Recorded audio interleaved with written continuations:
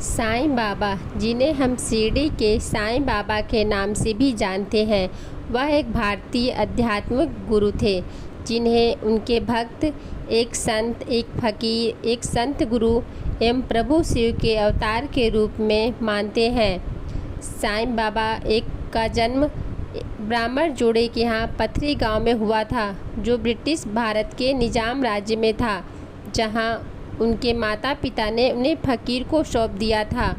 ये उनके आखिरी दिनों में बाबा द्वारा बताए गए शब्द थे, परंतु जन्म की तारीख अभी भी दुनिया के लिए अज्ञात है।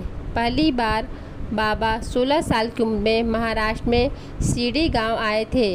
लोग उसे देखकर आश्चर्यचकित हुए कि एक लड़का बहुत ही कम उम्र में एक नीम के पेड़ के नीचे आसन में बैठकर गहरा ध्यान कर रहा है, बिना भोजन एवं बिना पानी के। इसके पश्चात लोग इस युवा बाबा पर बहुत आस्था करने लगे।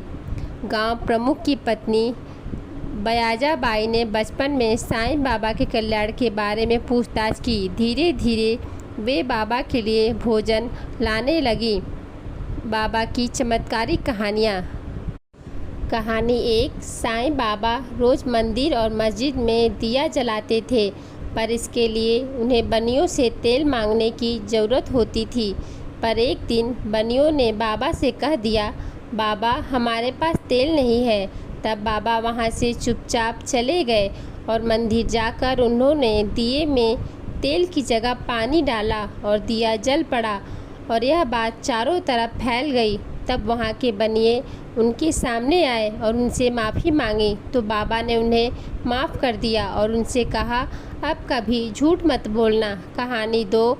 एक बार बाबा का भक्त बहुत दूर से अपनी पत्नी को लेकर बाबा के दर्शन के लिए आया और जब वह जाने लगा तो ज़ोरों से बारिश होने लगी। तब उनका भक्त परेशान होने लगा। तब बाबा ने उनकी परेशानी को देखकर कहा, हे अल्लाह, बारिश को रोक दो, मेरे बच्चों को घर जाना है। और तुरंत ही बारिश रुक गई। कहानी 3।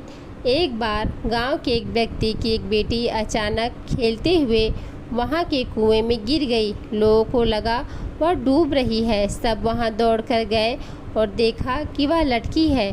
कोई अदृश्य शक्ति है जो उसे पकड़े हुए है। वह और कोई नहीं, बाबा ही थे, क्योंकि वह बच्ची कहती थी कि मैं बाबा की बहन हूँ। अब लोगों को कोई और स्पष्टीकरण की ज़रूरत नहीं थी।